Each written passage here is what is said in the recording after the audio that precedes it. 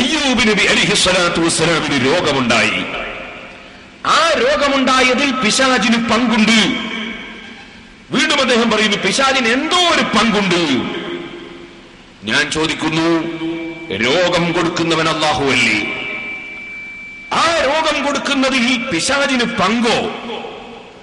അങ്ങനെ അല്ലാഹുവിന് പിശാച് പങ്കുകാരനാണെന്ന് വിശ്വസിച്ചാൽ അതല്ലേ സഹോദരന്മാരെ ശൈത്താനം മരീദ, അല്ലേ ശൈത്താനിനെ ആരാധിക്കുന്നവരെന്ന് പറഞ്ഞത് അവരെ സംബന്ധിച്ചല്ലേ? ഇനി ഞാൻ നിങ്ങൾക്കത് കേൾപ്പിക്കുന്നു.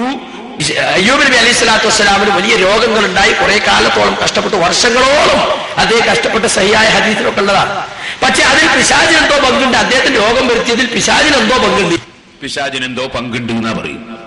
അപ്പൊ അയ്യൂബ് നബി അലൈഹിസ്സലാത്തു വസ്സലാമിന് രോഗം വരുത്തിയതിൽ പിശാചിന് എന്തോ പങ്ക്. അതാണ് ഇപ്പൊ തെളിവ്. പിശാചിന് എന്തോ പങ്കുണ്ട് രോഗം വരുത്തിയതിൽ, അതുകൊണ്ട് ശിർക്കായി. പൊട്ട പോയത്തല്ലേ ഇയാൾ പറഞ്ഞത്?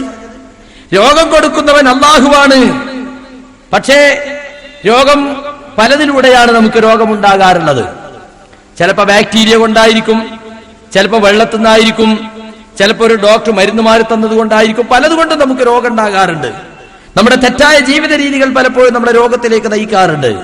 അങ്ങനെ രോഗത്തിനുള്ള ഭൗതികമായ പല കാരണങ്ങളുമുണ്ട്.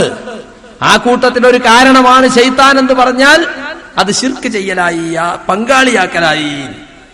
മലയാളത്തിലൊരു പ്രയോഗം മാത്രമാണത്. ഇപ്പൊ ഞാൻ ചോദിക്കട്ടെ, എയ്ഡ്സ് പരത്തുന്നതിൽ വൈറസിന് പങ്കുണ്ട് എന്ന് ഞാൻ പറഞ്ഞു. എന്നാലോ കണ്ടോ എയ്ഡ്സ് എന്നുള്ള രോഗം അല്ല ഉണ്ടാക്കണല്ലേ, വൈറസിനെ പങ്കാളിയാക്കിയില്ലേ.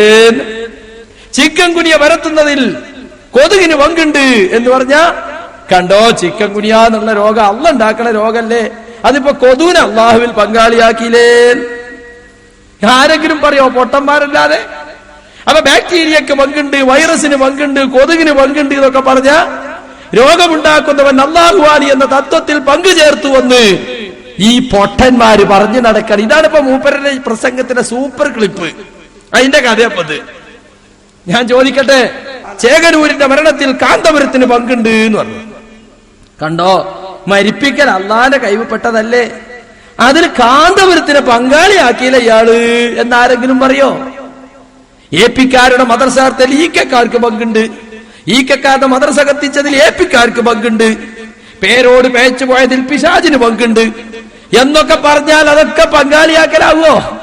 ഖൈറും ശർറും ഒക്കെ അള്ളാഹുവിൽ നിന്നല്ലേ, വഴി വേപ്പിക്കുന്നവൻ പടച്ചോനല്ലേ. എന്നിട്ട് കണ്ടോ പിശാചിലേക്ക് ചേർത്തി പറഞ്ഞില്ലേ. എന്തൊരു പൊട്ട പോയത്തമാണ്. യഥാർത്ഥത്തിൽ മടവൂരികൾ ഛർദിച്ചതെന്തോ അതങ്ങനെ തന്നെ വായി തൊടാതെ വിഴുങ്ങിയത് കൊണ്ടാണ് പേരോട് ഈ തരത്തിലുള്ള അബദ്ധത്തിൽ ചെന്നുപെട്ടത് എന്ന് പേരോടിനെയും കൂട്ടരെയും ഞാൻ ഓർമ്മ